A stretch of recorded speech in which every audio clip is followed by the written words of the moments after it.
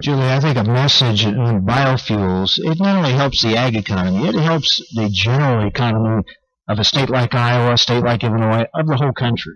Yeah, obviously it creates markets and demand for our grain, but we can't forget about those towns that have a facility too. It's good, high-paying jobs. We can't forget about the byproducts that we get, the DDGs and others that we're using for livestock feed. So it's a win all around.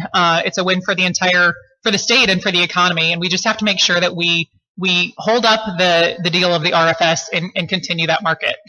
Well, I'm glad you brought up DDGs, and we have Jan Lee Roulette with us from the Iowa Cattlemen's Association. I can remember a few years ago, this was kind of a contentious thing between the livestock sector and the ethanol sector. I remember walking into a cattle meeting one time, and said, "Oh, there's Mr. Ethanol," and they kind of gave me the look, like, uh-oh. But I said, hey, this shouldn't not be an adversarial situation. I think it's gotten better now as DDGs have become more accepted, and we're seeing the importance that we've just talked about here. So even the livestock industry, I think now sees this is a win-win for the economy. Absolutely, and that's kind of the torch that we carry when we go to the national level and talk with our counterparts from other states, and certainly see some resistance there from producers in southern states, but we have to recognize that our cattle producers in most cases are row crop producers too, and there's something to be gained from both sides. So. Yeah, there was that argument, Bob, not long ago, all that ethanol, making the price of corn go up so high, and people were complaining about it. You're still making ethanol, and where's the price of corn now, right? Yeah, that's I think we should be able to put that argument to bed, but it still keeps coming up from time to time, especially from, as Jan Lee said, maybe the southern states, there's still some people that think that, and some of the, even out east, some of the poultry producing areas kind of bring that argument back every now and then. I guess the point that I would make, when the ethanol industry started, I don't have the figures. We weren't raising near the corn that we were, and as the ethanol industry grew, we're growing more corn. We got piles of corn. We got a big crop coming on.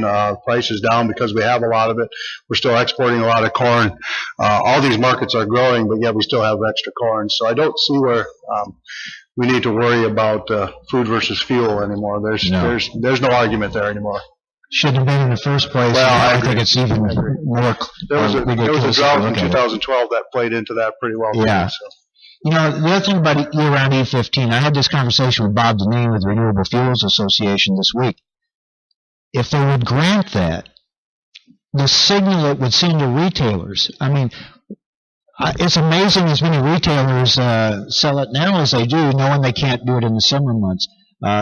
Good for them. That's a commitment they make. But think how many more would be willing to if they knew they could sell it year-round. We have conversations with retailers all the time, and that's the big part of it. They want certainty, like we want certainty. Sure. They want to know that they can offer the product year-round.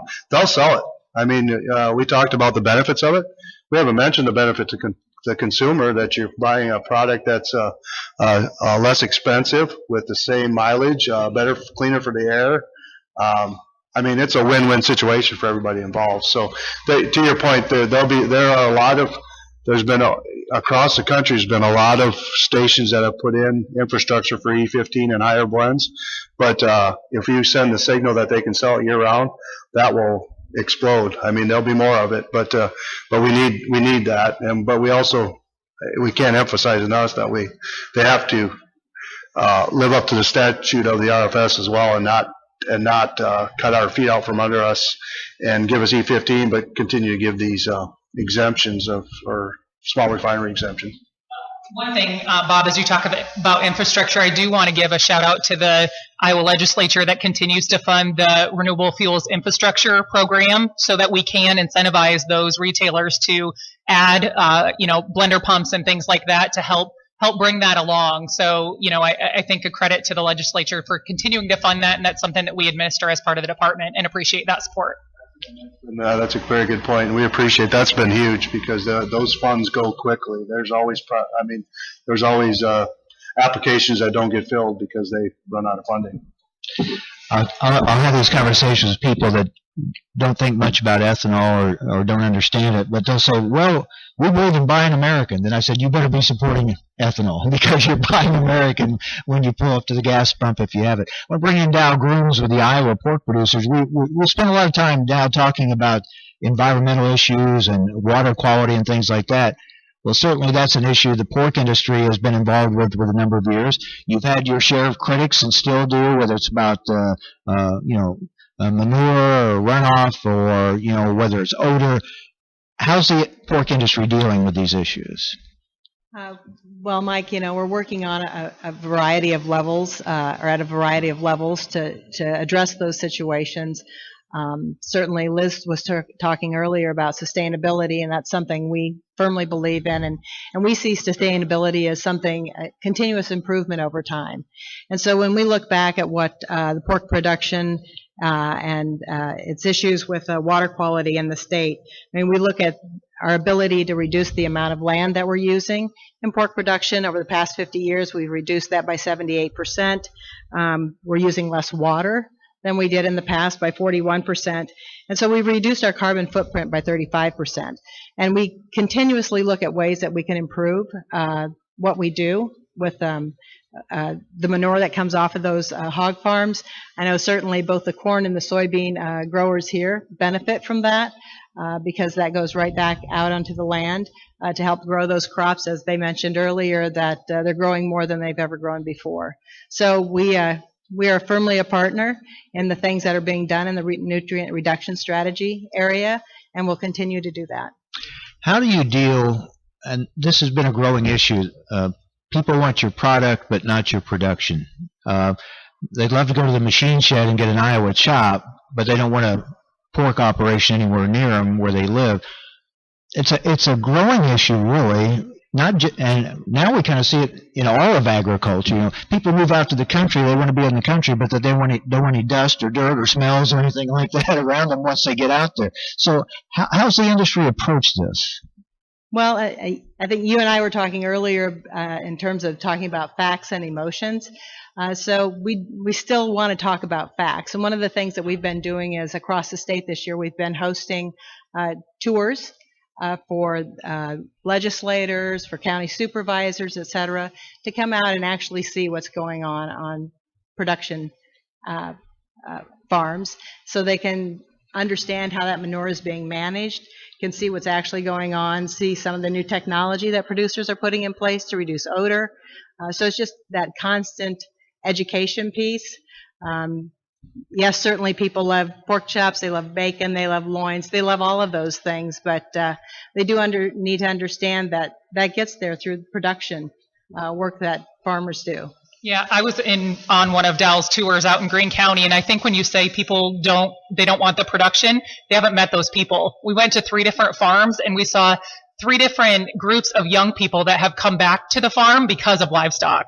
And their pork production has enabled that. So young families that are filling our schools, filling our church pews, bringing in property tax dollars. It's a great message, but we need to do more of that, of bringing those folks out to physically meet those people and see it. Right, and another thing that we saw in those cases too is that you see farmers working together. You see crop farmers working with those livestock farmers so that they can trade services back and forth. And again, that just builds community. It builds it stronger because people know each other and work together. And I don't think that's a story that a lot of people hear or think about. And sadly, there are a lot of consumers out there who don't even know where the product comes from. And that's part of the education we need.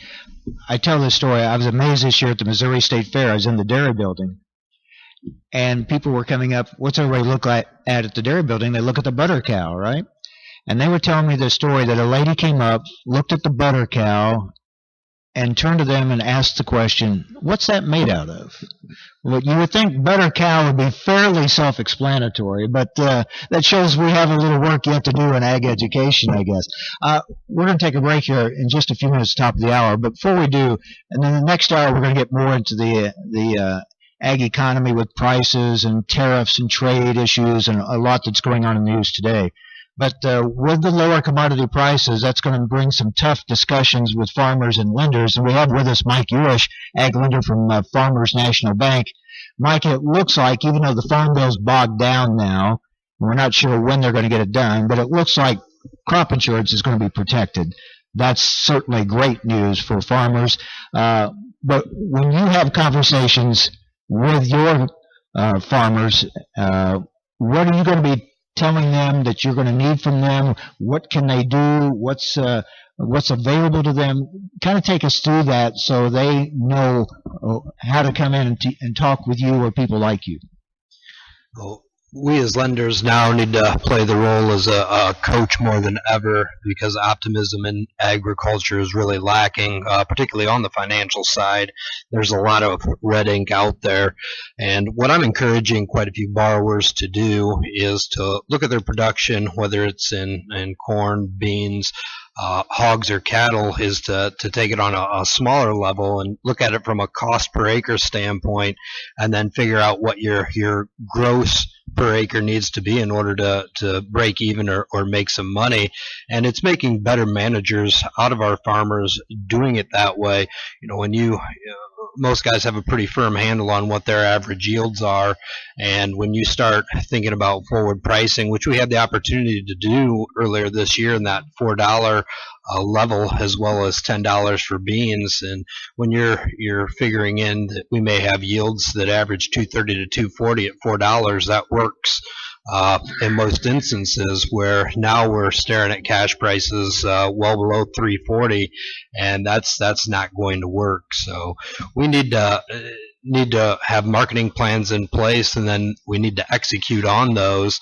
The other piece is managing expenses, and we've heard it in all the magazine articles and newspapers over the last 3 to 4 years, and in the numbers that I see on just our bank's level, that family living expenses need to be controlled, as well as term debt service. And that term debt service is your land payments, your machinery and equipment payments, your leases on tractors. All those things are putting a drain on our net income that really needs to be paid close attention to in times of tight margins. I'm amazed how many farmers have said to me already, I bet you hear this a lot, well, I sold some a while back at a lot better price. I sure wish I'd have sold more. How many times have you heard that? That's certainly accurate. What I have noticed this year is our customer base has done a far better job marketing crops than they have the last 2 to 3 years. And I think it was, everybody was scared prices were going to go up and they'd miss out, where now people are starting to realize we're in the downtrend of a cycle, and it could be another 4 or 5 years before we see the uptrend. And it's important to understand you're in a cycle and manage accordingly. And you can't make blanket statements because every operation is different. But we came into this downturn in a little better shape because of some good years, right? But how long can you weather a downturn? I mean, 1 year's tough, second year is tougher, and then you start getting beyond that, then it gets really kind of scary, doesn't it? Yeah, that's absolutely correct. After the last 4 years, our working capital or cash on hand is all but dwindled for most all operations. So it's that cushion that used to exist out there now is we're really eating into equity, and that's what in particular you're seeing that in the dairy industry, where there's their equities eroding at a very quick level, and that's why you're seeing so many dairy sales now. Is there's just it's time to get out while you can protect what's left. Yeah, we're at a kind of a crossroads time here, and some of the issues we're going to talk about in the next hour may determine some of those decisions that will be made by producers. We've got a lot of trade issues, we've got the Farm Bill, and a lot more that we want to talk about in the second hour of our 2018 Ag Roundtable, presented by Growmark FS here on AM 1390 KCLN, Clinton, Iowa. We'll be back in just a few minutes with more of our Roundtable. Stay with us.